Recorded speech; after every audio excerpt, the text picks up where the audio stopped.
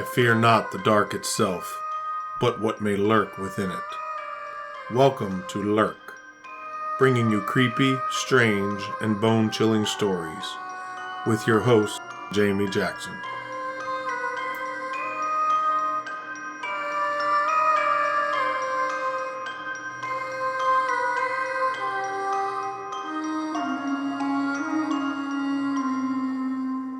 Hey Lurkers, welcome back. I am back from the 2-month break that I took in order to catch up with everything, and spent the time making sure I got some research done, some notes were edited, so that in 2024 I can start ahead instead of playing catch up every week. So let's get started with this week's episode and see if I remember how the heck to do this.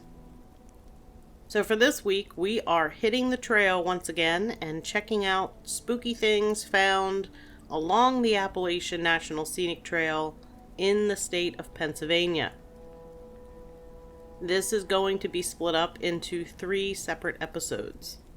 That's right, this is a 3-parter. What can I say? Pennsylvania is creepy.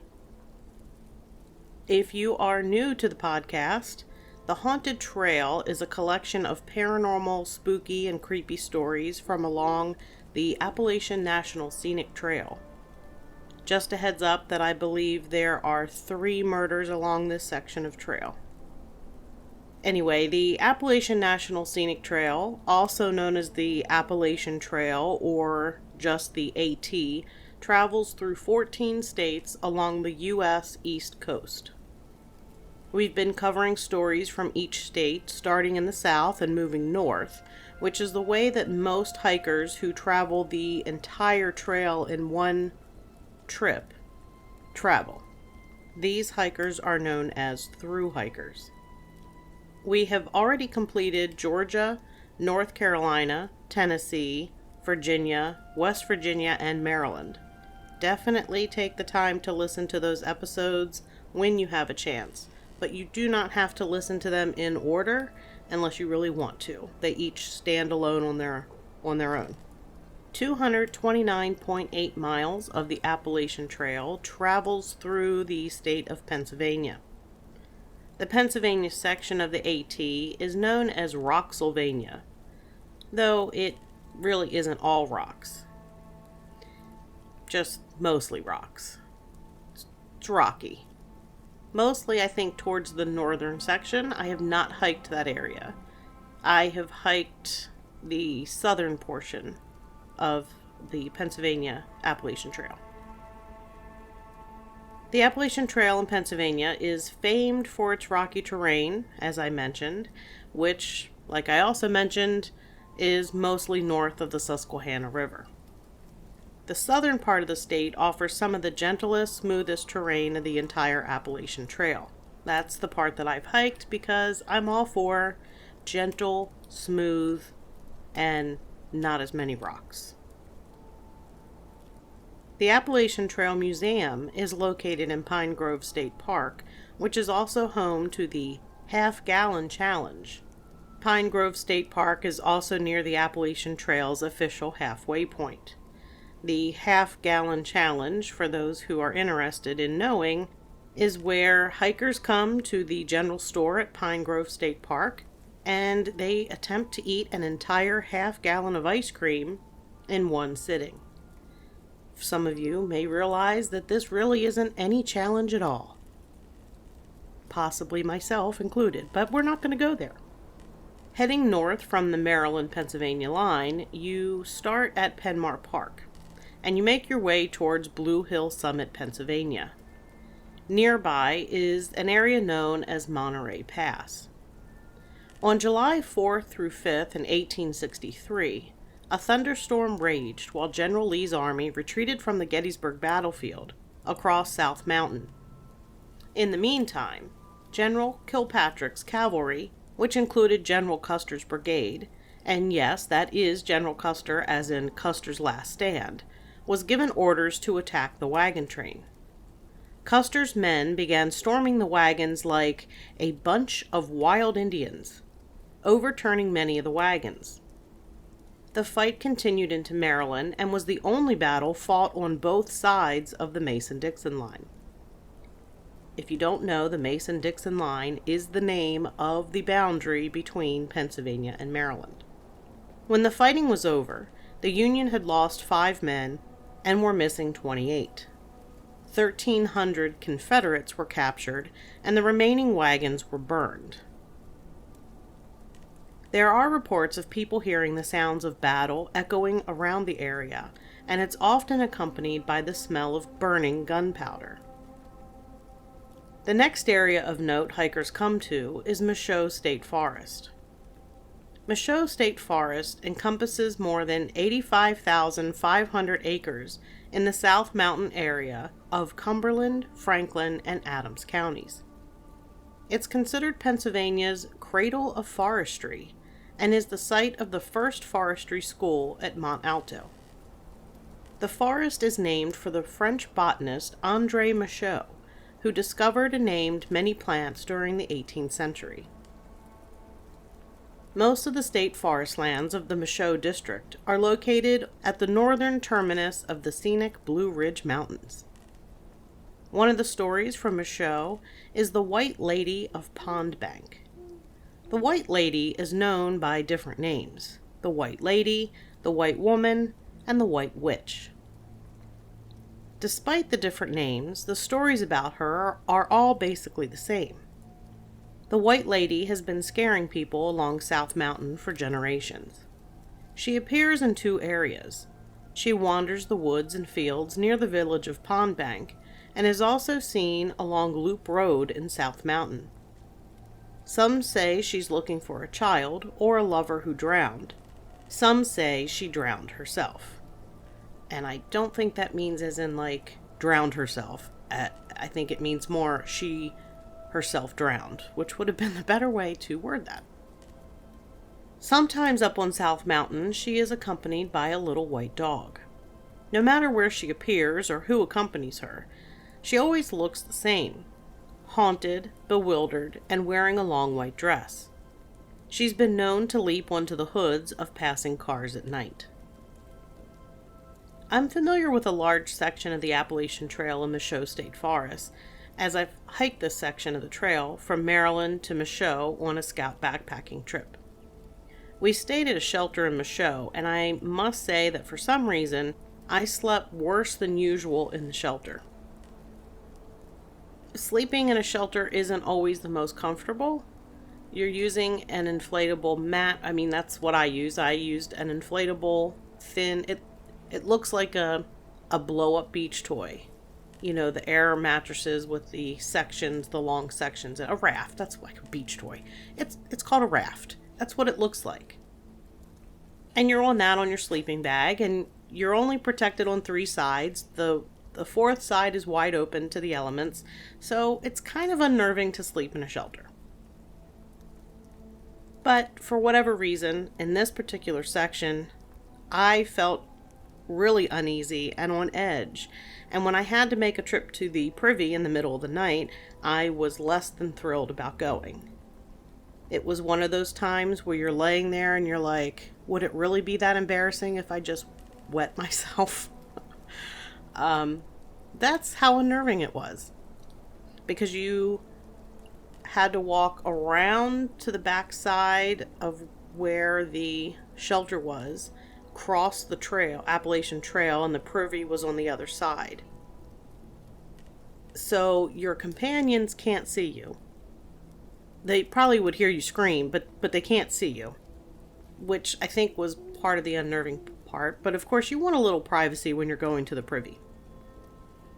Anyway, you need to imagine just how dark it is on the Appalachian Trail. There is no electricity, no light other than your flashlight, maybe the moon if it's full enough, and the tree cover isn't too thick. So if you don't have many trees and the moon's full, you might have some moonlight. And when you turn your flashlight on, you become aware that while you can see where you're walking, anyone or anything in the woods can see exactly where you are, like you're in a spotlight.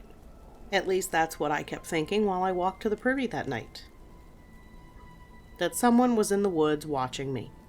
But I do admit I have an overactive imagination, and I have enough spooky stories stored in my brain that it doesn't take much for my brain to go to the creepiest outcome possible.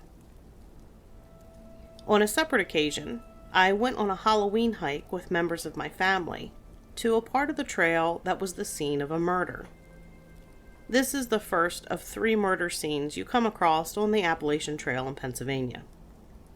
This particular area is just off the trail on a short 5-mile loop called the Rocky Knob Trail. On the morning of May 13th, 1988, Rebecca White and Claudia Brenner were hiking the Appalachian Trail in Pennsylvania. The 2 women started out their adventure at Pine Grove Furnace State Park, but on the morning of May 13th, Rebecca encountered a man asking for cigarettes in a public restroom. After telling the man she didn't have any, Rebecca went to tell her partner, Claudia, that they were not alone. The 2 women packed up camp and continued south down the trail, looking for a more private area. They parked their car at Dead Woman's Hollow Road, more about that later, and continued hiking south from there. Later, as they were looking at their map, they encountered the strange man again. The man was 22-year-old Stephen Roy Carr, a mountain man who sometimes lived in a cave near the Appalachian Trail, and who was known to carry a .22 rifle. Unnerved by Carr, Rebecca and Claudia sought a more secluded campsite. They ended up setting up camp along the Rocky Knob Trail just off the Appalachian Trail. They ate dinner and were enjoying some time together, but unknown to the women, Stephen Carr had found them and was watching them from a distance of about 80 feet away. He fired 8 shots at the women. Brenner was hit 5 times, in the arm, face, head, and neck, and Rebecca was hit twice, in the head and back. One of the bullets shattered her liver. The 8th bullet missed. Rebecca was unable to stand, so Claudia made her comfortable and left to hike 3 miles to the main road to get help. Having hiked that area myself, I can tell you getting help by hiking out with 5 gunshot wounds while also knowing the person who shot you is still out there, somewhere, is no small feat. Claudia managed to make it to the main road and was picked up by some teens driving by who took her to the hospital. Claudia survived the ordeal, but Rebecca died from her wounds. Stephen Roy Carr hid out in a Mennonite community for 10 days before being apprehended. He was found guilty and was given a life sentence. I've been asked before why I include murders in the stories of the haunted trail. Can you imagine being in the woods and a living person is stalking you? And there's no phone and no close options for help. The living people scare me way more than ghosts do. I mentioned that Rebecca and Claudia parked their car at Dead Woman's Hollow, which seems like a little bit of foreshadowing. Dead Woman's Hollow does have a tragic story, though there isn't much information available about it. One story I came across said that sometime back when Native Americans still lived in the area, a woman was bitten by a snake and died there. Another story that was a little more specific said that the Civil Conservation Corps working in Michaud in the 1930s came across the body of a woman in the hollow. It was presumed that she was bitten by a venomous snake and died. The identity of the woman and the details have been lost, if they were ever actually known. Either way, there was a dead woman in the hollow, because that's why the area got the name. We're not done with death just yet, unfortunately. Next up is the second of 3 murders in this section of the trail. This one is a little more recent and one that I remember, and it doesn't involve hikers, though it happens in Michaud State Forest. Around 1 a.m. on April 25th in the year 2000, firefighters were fighting a brush fire that burned 1 acre of woodland when they discovered a body. The deceased was Shippensburg University senior Sidney Bull. Bull was taken and driven to the area where his body was found. He was shot in the head and his body set on fire, which in turn caused the brush fire that resulted in his body being found. His killers took $1,000 from him along with a quantity of marijuana. The 3 men involved in the kidnapping and killing were caught and convicted. Though again, think about being out there in the woods, spotty cell phone service, if you have cell phone service at all. Dark, nobody else there. It's creepy. And you don't know who else is out there in the woods with you. The next area we come to is an old World War II POW camp. That's right, there is an old prisoner of war camp nestled in the trees of Michaud State Forest in Pennsylvania.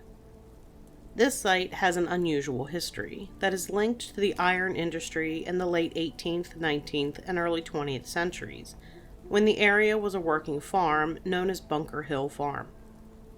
The history continues as a Civilian Conservation Corps camp, or CCC, during the Great Depression. During World War II, it was established as a secret prisoner of war interrogation camp. It was an attractive choice for the Army due to its proximity to the Carlisle Barracks, as well as its seclusion. Over the course of the war, over 7,313 Germans and 161 Japanese were held there. Following the war, the area eventually became the site for a church camp shared by the United Presbyterian Church and the United Church of Christ. Today, paranormal investigators have been able to record EVPs and have had interaction with something unseen on their equipment. People sometimes hear voices in the area. This is one spot that I am hoping to get out to check here shortly. And when I do, anything I might be able to record, I will be certain to include on the Patreon account. We're going to be moving north now, and we come to the Pine Grove Furnace State Park. I love this park. I've hiked trails in the park, I've camped there, and I have spent summer days swimming in the lake. Pine Grove Furnace is 696 acres at the northern tip of the Blue Ridge Mountains in an area known as South Mountain. It's home to the Appalachian Trail Museum and the general store in the park, which is home to the half-gallon challenge. And there is plenty to do in the park, with 2 lakes and several hiking trails. When the sun goes down, many hear strange noises in the woods at Pine Grove Furnace. There's a patch of thick pines off the trail, not far from the parking area, that has a strange property. The area is said to have 2 large stones, 75% buried in the ground, across from a headstone-type stone. The area is about 10 by 10 feet, and if you take a flashlight or lantern into the area, the lights go out and won't come back on until you leave. There are visitors to the park who say that they've heard loud noises in the area, and that they're so loud you can't hear the person talking next to you. One of the saddest stories I have to tell is the one about the babes in the woods. Also, I lied, there are 4 murders and this is number 3. Because, I find out things while I'm doing research and typing notes that I didn't come across before. So we're on murder number 3 or 4. On November 24th, 1934, the bodies of 3 young girls were found in the woods, lying side by side and tucked under a blanket. A large-scale investigation began to learn who these girls were and who was responsible for their deaths. The story that was revealed was a strange one that begins in California. In 1932, the wife of Elmo Noakes passed away, leaving him with 3 girls. 12-year-old Norma, who was Elmo's stepdaughter. She was from his wife's previous marriage. 10-year-old Davila, and 8-year-old Cordelia. After his wife's death, several of his female family members took turns helping to care for the girls.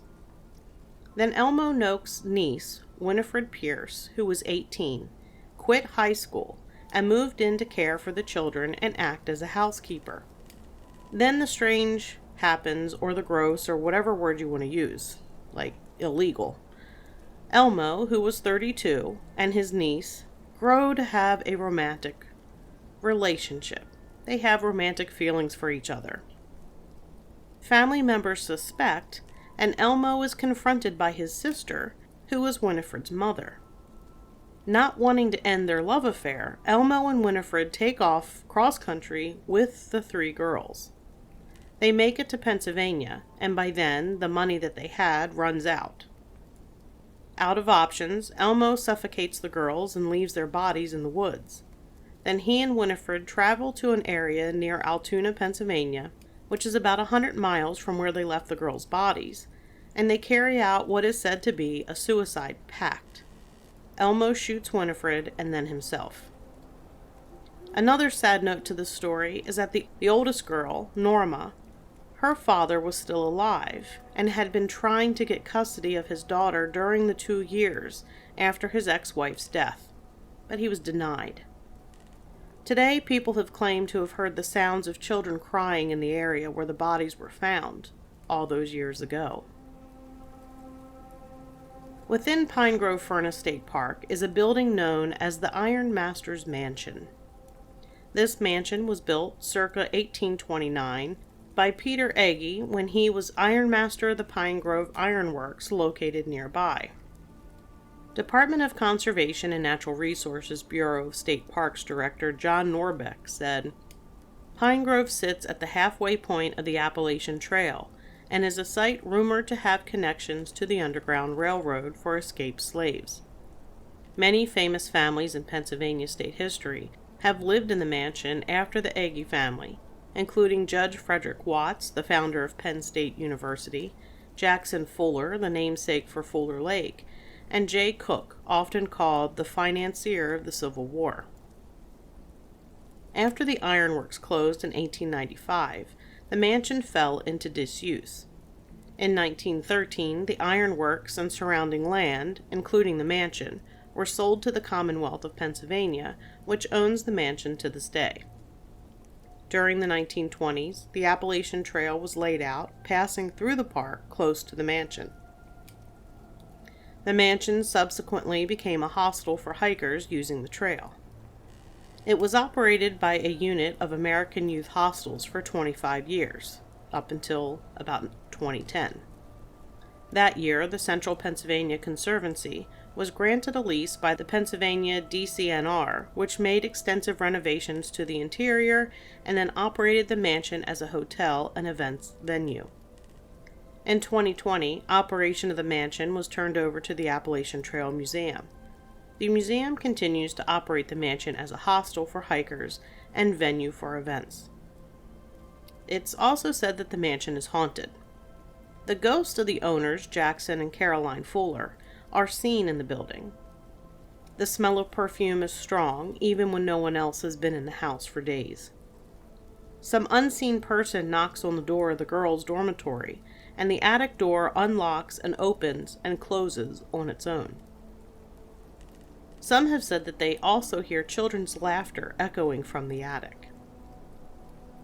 Continuing north and leaving Michaud and Pine Grove Furnace, you come to the James H. Fry Shelter. The shelter is located just north of Pine Grove Furnace State Park, and it was built as a replacement for the Tag Run shelter sometime in the 1970s. The shelter was built on the older stone foundation. There are signs of an old village, and the area was also used by Native Americans. The privy at the shelter has a door that is engineered to stay closed using a heavy rock and pulley system. You have to pull the door hard towards you to open it, and when you let go, the door slams shut. There was a college-age girl staying at the shelter who went to use the privy. She had an uneasy feeling in the area, like she was being watched. While she was in the privy, she heard footsteps on the wood floor, and the privy door flew open and then slammed shut. She called out, "Who's there?" But there was no reply.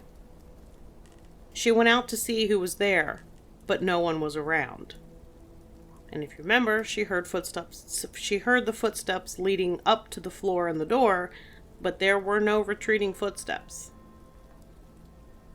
I'm not sure there's anything worse than something creepy happening in a privy when you have your pants down around your ankles. Next up is the town of Mount Holly Springs.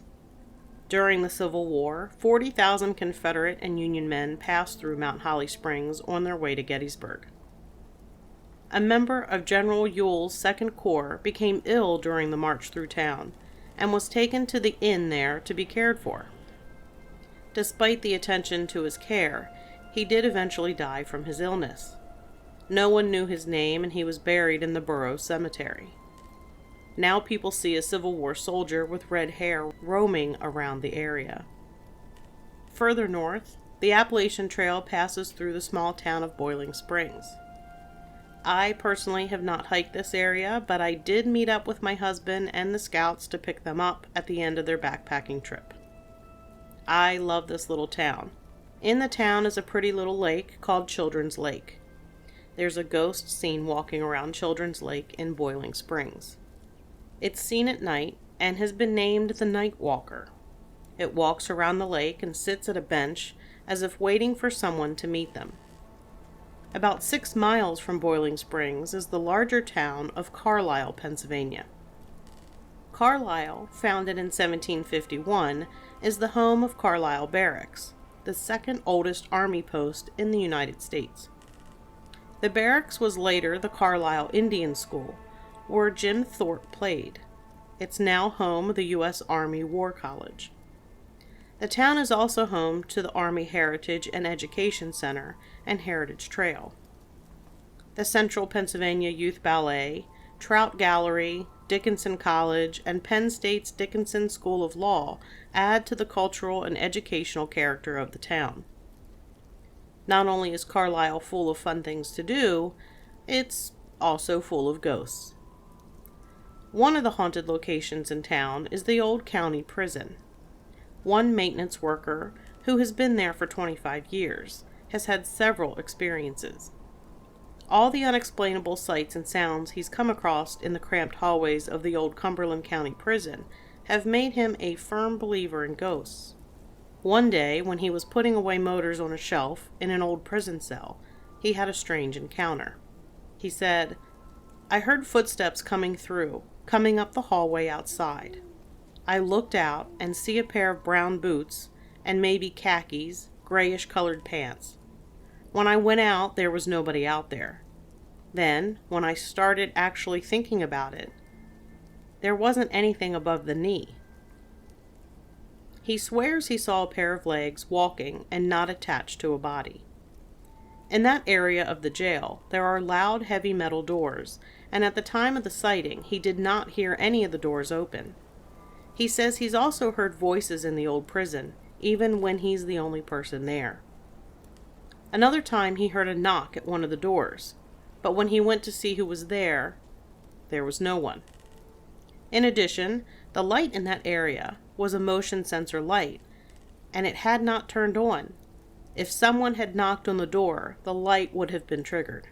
Other notable experiences at the old jail are security doors that open on their own and the lights turning on and off.